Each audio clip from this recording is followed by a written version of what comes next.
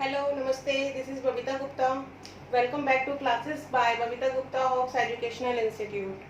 तो इंग्लिश में हमने अब तक जो पढ़ा है, हमने नाउन आर्टिकल्स पढ़े, सेंटेंस पढ़े, पार्ट ऑफ स्पीच पढ़ा हमने, और इसके अलावा हमारा प्रोनाउन चल रहा था। प्रोनाउन में हमने पर्सनल प्रोनाउन, पजेसिव प्रोनाउन पढ़ा, इंडेफिनिट प्रोनाउन पढ़ा, और आज हम पढ़ेंगे कि रिलेटिव प्रोनाउंस क्या होते हैं। और इस पर मैं कहूँगी वीडियो को लाइक सब्सक्राइब ज़रूर करें, शेयर करें, वीडियो को फॉलो करें।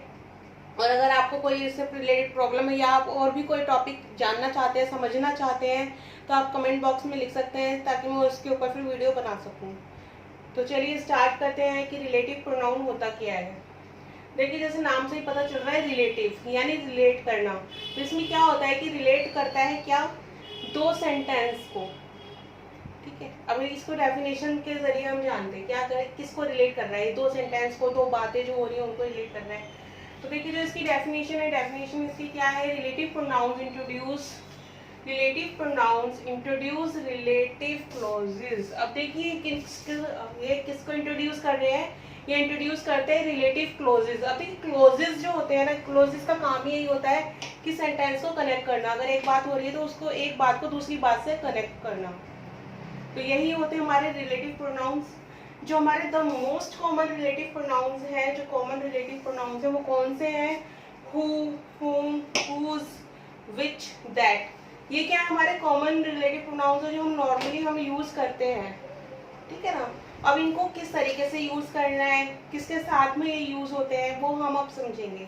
तो देखिए, जो इसका फर्स्ट है, मैंने जैसे यहाँ पे लिखा है हु, यानी मैं हु के बारे में बात करें कि हु कैसे यूज होता है। तो हु किसके लिए यूज होता है, ये होता है पीपल, जो लोग होते हैं ना, जो पर्सन्स होते हैं उनके लिए यूज होता है, एंड समटाइम्स पेट एनिमल्स। और सेकेंडली किसके लिए यूज होता है, पेट एनिमल्स के लिए यूज होता है ये, पेट एनिमल्स के लिए। ठीक है ना, पीपल एंड पेट एनिमल्स के लिए यूज होता है ये। और मोस्टली हमने देखा होगा कि पीपल के लिए हम यही यूज करते हैं।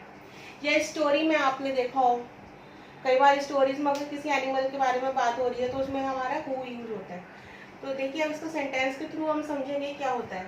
फर्स्ट हमारा सेंटेंस है, आई know the girl who is in black dress. अब देखिए, इसमें कहाँ आ रहा है, क्लोज हमारा यहाँ आ रहा है, रिलेटिव क्लोज, रिलेटिव प्रोनाउन जिसे को हम बोलते हैं, हमारे यहाँ आ रहा है।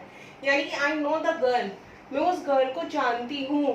किसको, who is in black dress, जो है, इसमें इसका मतलब क्या है, जो है क्या, इन ब्लैक ड्रेस, ब्लैक ड्रेस में है। मैं उस लड़की को जानती हूँ जो ब्लैक ड्रेस में है। ठीक है, तो ये हमारे यहाँ पे वो हमारा क्या हो गया, यहाँ पे रिलेटिव क्लोज या फिर रिलेटिव प्रोनाउंस को हम बोलते हैं। ठीक है, अब सेकंड है हमारा, सेकंड एग्जांपल के थ्रू भी हम एक बार समझ लेते हैं। That's the cat who doesn't like me, यानी ये वो कैट है, दैट्स द कैट,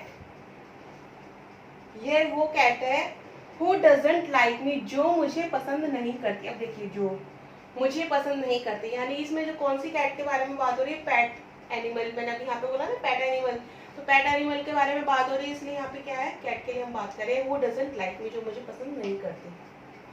क्लियर। तो चलिए नेक्स्ट समझते हैं। नेक्स्ट हमारा एग्जाम्पल है विच। अब देखिए, विच का क्या है, किस तरीके से यूज होता है विच। विच किसके साथ यूज होता है, एनिमल्स के साथ में यूज होता है, एंड थिंग्स के साथ में। यानी अगर हम किसी नॉर्मल एनिमल के बारे में बात होती है तो उसके लिए विच यूज होता है, थिंग्स के लिए, जैसे नॉन लिविंग थिंग्स होती है तो उनके लिए विच का यूज होता है। अब देखिए, फर्स्ट हम एग्जाम्पल के थ्रू इसको समझेंगे। The festival which celebrated with peace love by all. अब देखिए, द फेस्टिवल, त्योहार, कैसे त्योहार, ऐसे त्योहार जो कि विच सेलिब्रेटेड, जो सेलिब्रेट होते हैं, विच सेलिब्रेटेड विद पीस, जो सेलिब्रेटेड होते हैं कैसे, विद पीस, यानी शांति के साथ जो सेलिब्रेट होते हैं, लव बाय ऑल, वो क्या होते हैं, सबको पसंद आते हैं। ठीक है ना। द फेस्टिवल्स विच सेलिब्रेटेड, अब इसमें फेस्टिवल्स को कनेक्ट किया है इस पूरे सेंटेंस से। ऐसे फेस्टिवल जो कि सेलिब्रेट होते हैं या सेलिब्रेट किए गए हैं with peace love by all, उनको सबने पसंद किया है। ठीक है, नेक्स्ट हमारा एग्जाम्पल है इसका, this is the table which I bought last night, यानी ये वो टेबल है, दिस इज द टेबल, ये टेबल है, विच, जो, आई बॉट लास्ट नाइट, मैंने लास्ट नाइट खरीदी थी, पिछली रात को खरीदी थी।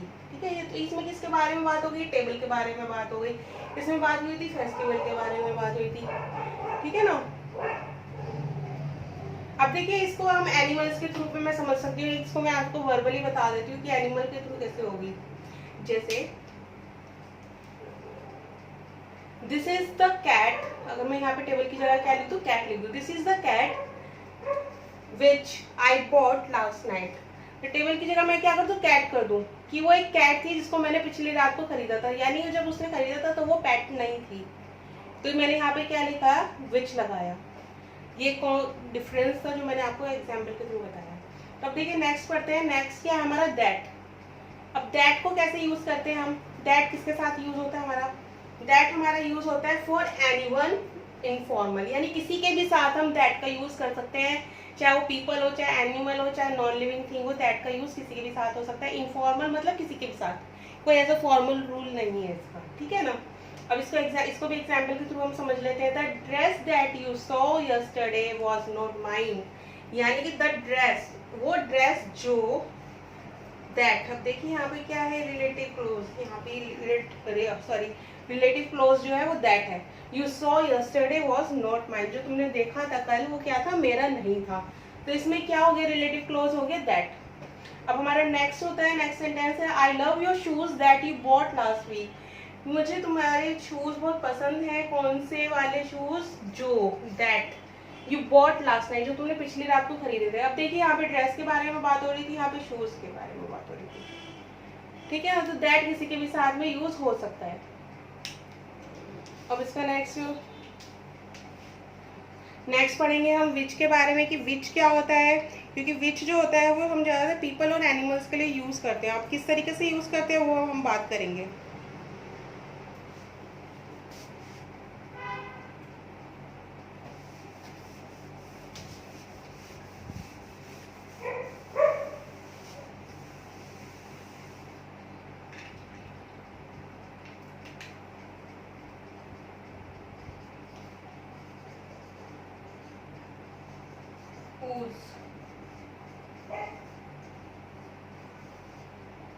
People and animals. अब देखिए जो हुज है वो हमारा किसके लिए यूज हो रहा है, पीपल एंड एनिमल्स के लिए हमारा यूज होता है। और जो इसका है हम समझते, जो हुज होता है इसका मतलब ही क्या होता है, जिसका। इसका क्या मीनिंग होता है, जिसका। तो देखिए एग्जाम्पल के थ्रू हम समझते हैं।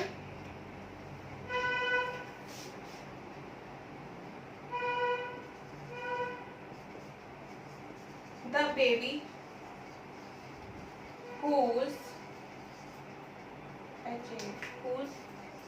smile is cute is mine, यानी कि देखिए, नहीं माइंड कहने भी, इज माइंड नेफ्यू, इससे ज्यादा आपको देखिए द बेबी। अब इसमें किसकी बात हो रही है, बेबी की बात हो रही है। द बेबी हुज स्माइल, यानी कि बेबी जिसकी स्माइल, उसका क्या मतलब आया है यहाँ पे, जिसकी स्माइल इज क्यूट, यानी जिसकी स्माइल क्यूट है, इज माई नेफ्यू, वो क्या है, मेरा भतीजा है। नेफ्यू के किसका लिए यूज होता है, भतीजे के लिए यूज होता है। और नीज होता तो वो क्या हो जाता, भतीजी या भांजी, ठीक है ना। The baby whose smile is cute is my nephew, यानी कि जो बेबी है जिसकी स्माइल क्यूट है वो क्या है, मेरा नेफ्यू है, ठीक है। अब देखिए एक और एग्जांपल से समझ लेते हैं हम।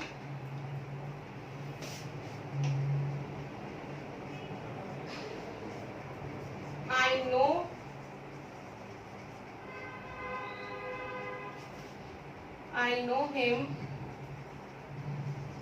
whose brother is a doctor. देखिए आई नो हिम, मैं उसको जानता हूँ, किसको, जिसका भाई, ठीक है ना। I know him whose brother is a doctor, यानी मैं उसको जानता हूँ जिसका भाई क्या है, डॉक्टर है। तो इसमें क्या है, पर्सन के लिए यूज हुआ है, बेबी के लिए वो यूज किया था हमने, ठीक है ना। ये इस तरीके से हुज का यूज होता है। और अब हम इसके बारे में अब बात करते हैं whom। अब whom कैसे यूज होता है और किसके लिए यूज होता है।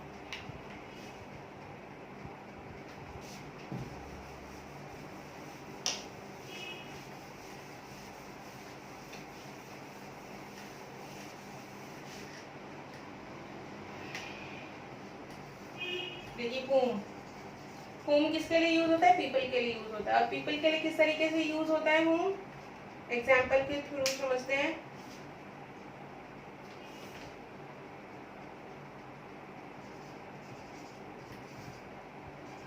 She is the lady whom I met in Mumbai। देखिए ये मैंने एग्जाम्पल लिखा whom का। अब whom का मतलब आपको इससे क्लियर हो जाएगा कि किस तरीके से होता है। She is the lady, ये वो लेडी है whom I met in Mumbai, जिससे मैं कहाँ मिला था, मुंबई में मिला था। She is the lady whom I met in Mumbai। ठीक है ना, तो जिससे क्या है whom, जिससे मैं मिला था। तो ये किसके लिए, सिर्फ पीपल के लिए यूज होता है, किसी एनिमल या नॉन लिविंग थिंग के लिए यूज नहीं हो सकता। अब इसको सेकंड एग्जांपल से समझ लेते हैं।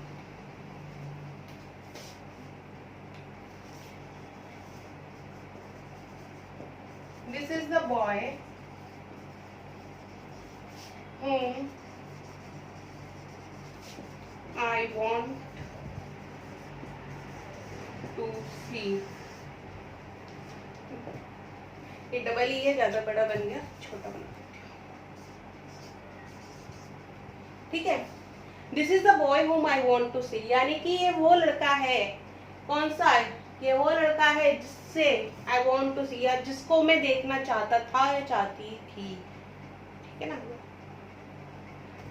दिस इज द बॉय, वो लड़का है whom I want to see, तो जिसको मैं देखना चाहती हूँ, ये आएगा। ठीक है ना, तो ये whom का यूज है, इसका देखिए पर्सन के लिए करा है मैंने, पीपल के लिए यूज करा है। तो इस तरीके से ये रिलेटिव प्रोनाउन होते हैं, रिलेटिव क्लोजेस जिनको भी हम बोलते हैं, क्या करते हैं, सेंटेंस को कनेक्ट करने का काम करते हैं। और किस तरीके से पीपल एंड एनिमल मैंने आपको बताया, ये मैंने आपके साथ शेयर किया है। इसमें और भी होते हैं, जैसे वेयर का हम यूज करते हैं।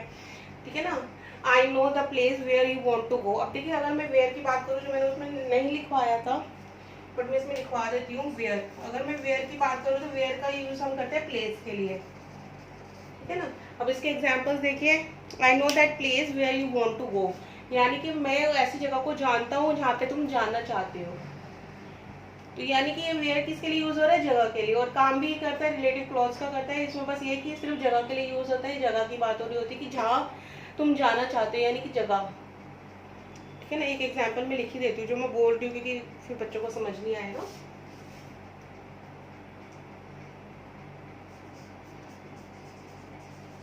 I know that place where you want to go। या देखिए मैं उस जगह को जानता हूँ, किसको, जहाँ। इसमें वेयर का ही क्या सेंस आता है, जहाँ। यू वांट टू गो, तुम जाना चाहते हो। ठीक है, तो इस तरीके से रिलेटिव प्रोनाउन से इनको आप पढ़िए, समझिए, प्रैक्टिस कीजिए। और अगर इससे रिलेटेड कोई भी प्रॉब्लम आती है तो डिस्क्रिप्शन बॉक्स में और सॉरी कमेंट बॉक्स में आप लिख सकते हैं।